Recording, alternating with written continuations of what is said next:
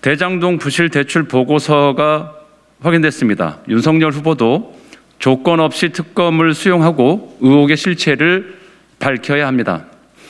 국민의힘 윤석열 후보는 2011년 부산저축은행 부실 대출 사건 수사 당시 대검 중수부의 주인 검사로서 대장동 관련 대출 자료를 확보하고도 제대로 수사하지 않고 봐줬다는 의혹을 받고 있습니다. 오늘 언론 보도에 따르면 당시 실사를 진행했던 회계법인 보고서에 대장동 대출 문제가 부산저축은행 부실의 원인 중에 하나로 명확히 지목된 것으로 확인됐습니다.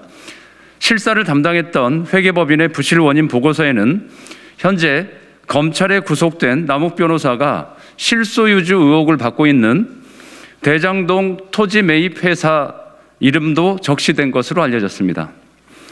게다가 당시 대검 중수부가 부실 대출 관련 인천의 효성동, 경기 용인 수지, 전남 순천 등 여러 건의 개발 사업을 수사하고 관련자들을 처벌했음에도 불구하고 유독 대출금이 무려 1,800여 원에 이르는 대장동 개발 사업만 손도 대지 않은 것을 시민들이 상식적으로 과연 납득할 수 있겠습니까?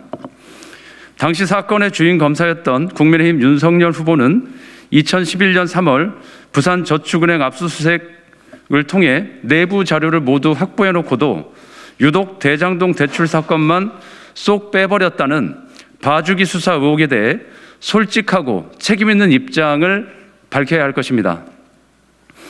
당시 검찰이 수사 무마, 봐주기 수사를 했다는 의혹의 윤곽이 수면 위로 이제 드러난 만큼 대장동과 부산저축은행 수사를 엮는 것은 물타기라거나 왜곡이라거나 변명해서는 안 될 것입니다.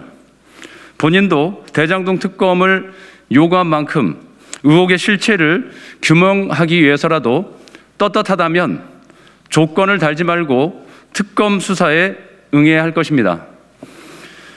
집권 여당과 제1야당의 대선 후보가 모두 불법 의혹으로 사법적 검증대를 피할 수 없는 사상 초유의 대선으로 시민들은 혼란스럽고 답답한 상황입니다.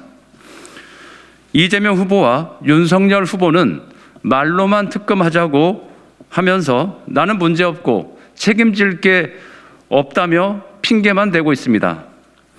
침대 축구하듯이 시간을 끄는 것은 시민들에 대한 정치적 도리가 아니라는 것을 분명히 말씀드립니다. 대장동 특검은 대선 후보 등록 직전인 2월 12일까지 두 후보가 후보 등록을 할 수 있는 자격이 있는지를 분명히 수사 결과를 통해 밝혀야 할 것입니다.